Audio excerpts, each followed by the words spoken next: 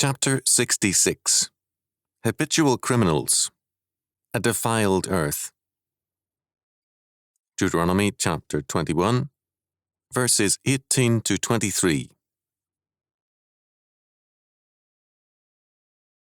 If a man have a stubborn and rebellious son, which will not obey the voice of his father, or the voice of his mother, and that, when they have chastened him, will not hearken unto them, then shall his father and his mother lay hold on him, and bring him out unto the elders of his city, and unto the gate of his place. And they shall say unto the elders of his city, This our son is stubborn and rebellious, he will not obey our voice, he is a glutton and a drunkard. And all the men of his city shall stone him with stones, that he die. So shalt thou put evil away from among you, and all Israel shall hear and fear. And if a man have committed a sin worthy of death, and he be put to death, and thou hang him on a tree, his body shall not remain all night upon the tree, but thou shalt in any wise bury him that day. For he that is hanged is accursed of God, that thy land be not defiled, which the Lord thy God giveth thee for an inheritance. Deuteronomy chapter 21, verses 18 to 23. The law of verses 18 to 21 is basic to what was once the law in the United States, namely, the execution of incorrigible criminals.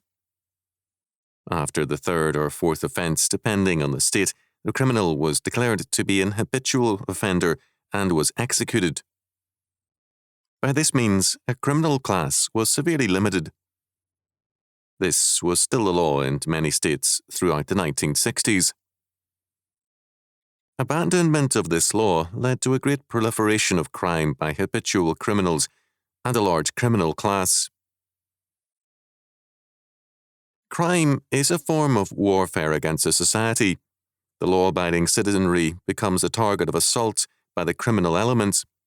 Thefts, rapes, murder, and a general contempt for the people mask the criminal mind. The humanist sees the criminal as misguided or as a victim of society, whereas the criminal sees society and its peoples as his victims. Failure to recognize the reality of sin and evil leads to the inability to assess reality for what it is. The habitual criminal justifies his behavior. He insists that all of life is amoral, that business is a form of theft, and that he is more honest than most men because he lives without hypocrisy, supposedly. Prison is for him an occupational hazard, and he often takes it lightly. To view the criminal as a victim is to reverse the moral order. It is true that the criminal has a very low level of literacy in our time. What this means is that he rebelled against studying very early and favoured instead lawless activities. Crime, however, is not limited to the functionally illiterate. It's prevalent in high places, although often unpunished. This law, however, is not only about habitual criminals, it is also about the family. Not blood, but faith must be the determining factor. The family, having the fullest knowledge under normal circumstances of a son's criminality, has the moral obligation to report him to the authorities. He is a stubborn son. In the Hebrew, the word sarar, translated by Robert Young as apostatizing, can mean also refractory and a revolter, one who is, in modern terms, antisocial in his life and deeds. Rebellious is mara, which we have in the name Mary, which means bitter, to rebel, to provoke, to resist. Then the word glutton is applied to him.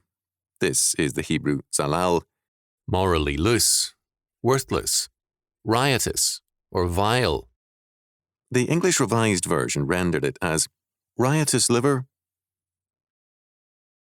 Those who hate this text insist on calling this son a child or a baby, and of accusing Scripture of demanding that little children be executed. The text is clear that the son is an adult who is in total war against society in word, thought, and deed. He resists radically any attempts by the family to control him.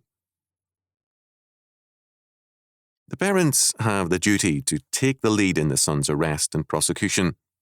A choice is required of them.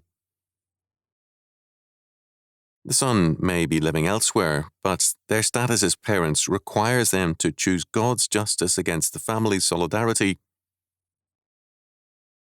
If the family, God's basic institution, does not favor justice over blood, neither church nor state is likely to be strong. This means that lesser steps must have preceded this radical step. The parents had the duty, where and when possible, earlier to rebuke and chastise their child.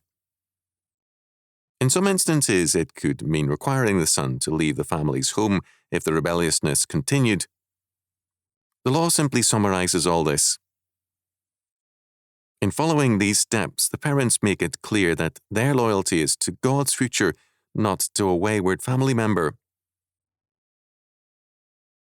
Roman law gave fathers an arbitrary and lawless power over their children. In many ancient cultures, children could be sold into slavery by the parents. This law severely limits parental power to the limits of God's law. The restriction is that of justice. The parental duty to initiate the legal proceedings could come after some criminal offence. Even if the son were apprehended by civil authorities, the parental duty to file the charges remained.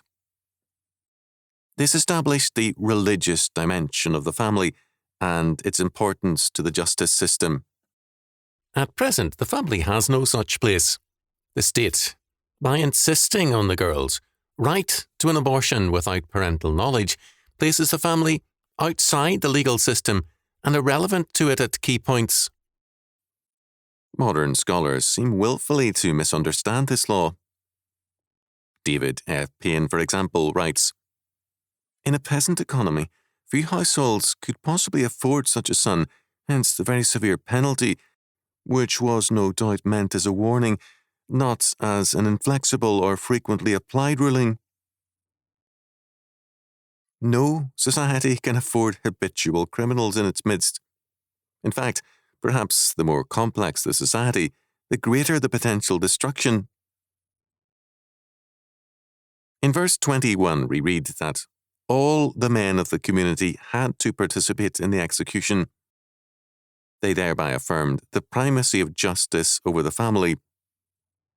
Their part in the acts meant that they upheld God's law as binding, even where the closest ties existed. C. Clemens held that a bad son is a state peril. This is true, certainly, but he is also a religious peril and a family one. In verses 22 and 23, we have a law against the public display of executed persons. Even into the 19th centuries, in some European countries, executed persons were displayed in public places. In many instances, the bodies would remain until they disintegrated. This was done in the belief that such an exhibition of bodies would restrain other criminals and traitors.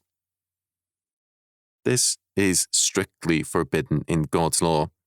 No matter what the crime, at sundown, the body had to be taken away for burial. The reasons for this are very important.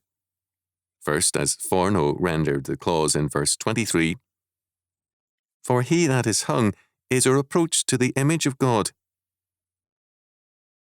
The Jewish Publication Society of America, in its translation of the Masoretic text in the 1961 edition, renders it, "He that is hanged is a reproach unto God." Even though the criminal is a depraved and evil man, he bears God's image, and it is offensive to God to have his image bearer treated with contempt. Justice, yes, but not contempt. Second, to treat the human being or his body with contempt is to defile the land. The land is an inheritance from God. Both unsolved murders and contemptuous treatments of the human body defile the land. The Hebrew word for defiled is tameh. It means contaminated, polluted, or unclean.